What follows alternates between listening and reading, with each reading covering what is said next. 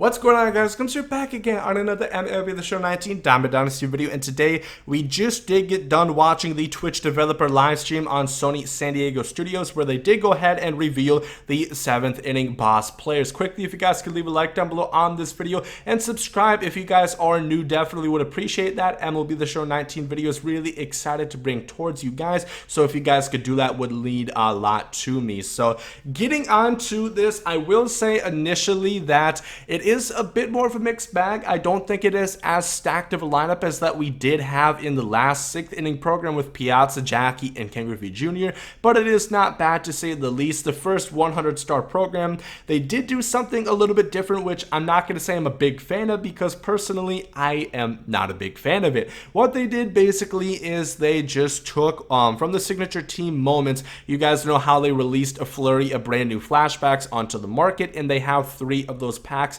available per each of the signature team moment strings. Basically, it is a choice pack, and you are going to be able to choose one of those 4 players, which I'm just not a big fan of, for the reason that I would rather they have new cards in the game and not just have cards that we've already seen and already have an opportunity to get 3 times per each one of those moment strings that do become available. But pretty much, it is going to be a choice pack, one of 4 players that you're going to be able to pick, and you're going to get a choice between 87 Lorenzo Cain, 86 Roberto Osuna, 86 Nate Jones, and 85 Rob Nens. So they did not go ahead and show the statistics, as these cards have already been released, but I'm quite sure you guys have probably taken a look at them before. If not, I will quickly say that I think the 2 best out of here are going to be Nate Jones and Roberto Osuna. They're really good relievers. I even like just Roberto Osuna's gold card. I think it's really good, so I think this diamond is going to be great. And then Nate Jones always has a funky delivery and throws really hard, so I'm sure a lot of people are going to be into that. Otherwise, Rob Nen, I've used his 92 overall from the NL West collection in Battle Royale, and I found some enjoyment in that. I think it's pretty good. And then Lorenzo Cain, I really don't see a point for this one. He's going to have good speed, good defense, good contact versus lefties. Not much else. I would not recommend picking that card. Once again, these cards are going to be sellable, so if you have no use for any of them at all, you can just go ahead and sell them. They're going to be going for about 5,000 stubs at the end of the day, so it's basically quick sell value. I wish they would start to add in more like 90 overalls within this 100-star pack, because let's be honest, except for maybe the relievers, they're probably not going to see a lot of people's teams, so I would wish to see some higher overall cards being at this point of the year. But that is what it is. Let's move on to the 200-star pack, where I think there's some good players in here for sure. Let's look at the first one right here. It's going to be a 96 overall Johnny Damon, which I was kind of looking forward to this card. I wasn't really sure what team they were going to have him with, whether it be the Red Sox, the Yankees, the Royals,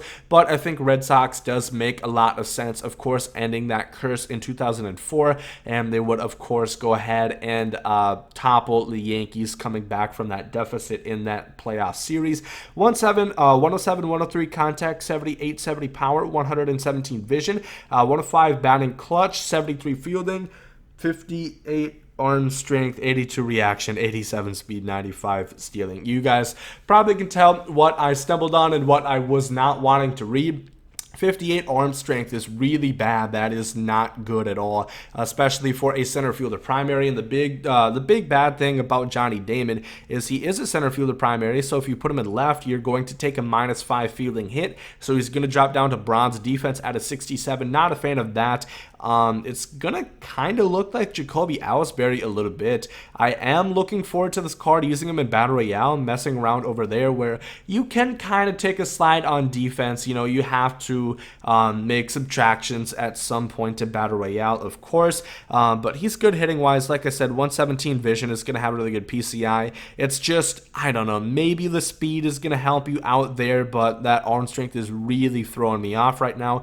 On to the next one. We're looking at another 96 overall. It's going to be 96 Cole Hamels. This card looks pretty interesting. 112 stamina for around this time frame is a little bit rare. Usually we don't see that, which is nice to see.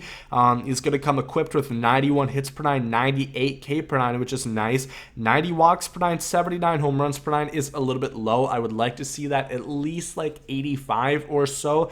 Of course, that is going to keep the ball in the ballpark, and it really just It's kind of cheese. I don't really like home runs per nine, how it affects the game, but it is what it is. And pitching wise, it is definitely a must-have attribute.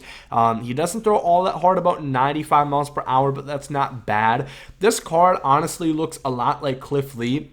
Kind of like the 90 that we got from Shelfie's Sony Partner Moments, which I will admit I was not a fan of that card. I did not like it at all. He has really good control, but he just does not throw that hard and was pretty hittable, which kind of sucks that they haven't really found a way to make these players work yet. The guy is more so pitch to contact, but he comes with a circle changeup, four-seam cutter, sliding curveball, and a two-seamer.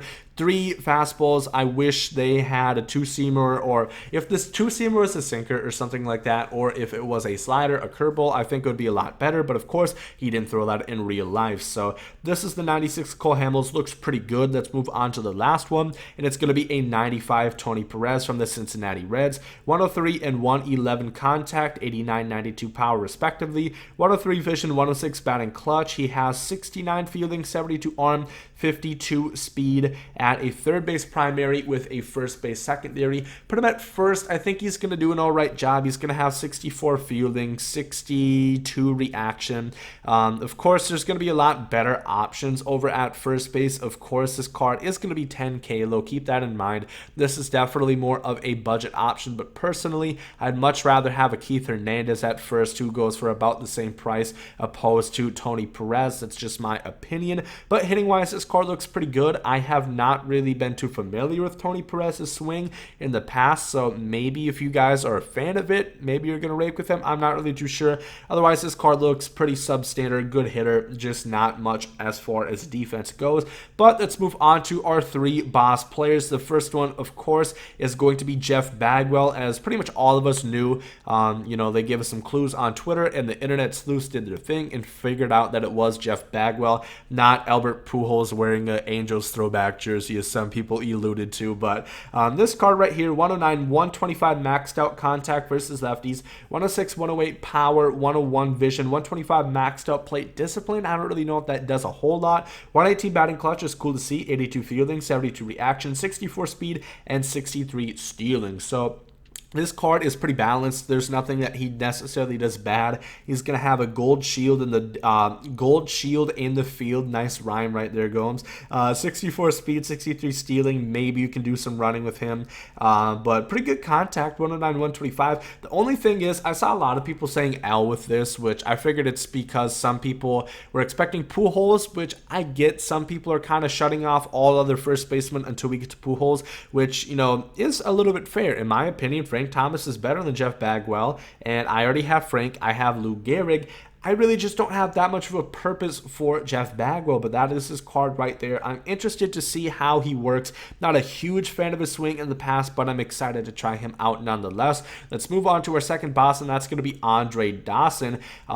Here he comes with 101 and 112 contact, 92, 100 power, 113 vision, a little bit rare. Usually we don't see Andre Dawson with that much vision, which is nice to see. 93 fielding, 97 arm, 86 reaction, 87 speed, and 90 stealing. My first initial reaction was this is a corner outfielder, Ken Griffey Jr. By what I mean is he is a righty. Of course, Griffey's a lefty. Otherwise, these cards look very similar. He doesn't have as much power, but otherwise the speed is very comparable and the defense is almost identical. I think Griffey has 90 plus reaction though, which does put him a little bit above. I think Griffey's definitely better than Andre Dawson, but I think this card is good. I'm at a bit of a tight spot because I just did get Jim Edmonds from Moments Extreme, and I, of course, have Tony Gwynn, so I don't know how he would factor in, but this card looks really good. Excited to try him out, and I am a fan of his swing, so it's going to be cool to get some gameplay with him. And then finally, we got 99 Tom Seaver as our last one, which a lot of people were assuming was going to happen at some point, and we finally see him in the 7th inning program. 123 about maxed out stamina, 98 hit 9, 104 K9, 88 walks per 9, 91 home runs per 9, 94 break, throws a fastball about 97 miles per hour, 4-seam sinker, slider, 12-6, and a changeup. That's pretty much the best pitch repertoire that you could really ask for, in my opinion, at least from a right-handed pitcher. I think he looks really good. The only thing that I would request is if he had better hits per 9. It's not even above 99. If that was like 110, this card would be super OP, which I would really like to see. But home runs per 9 above 90, which is good. Walks per 9 at 88 is pretty good. Average control at 90.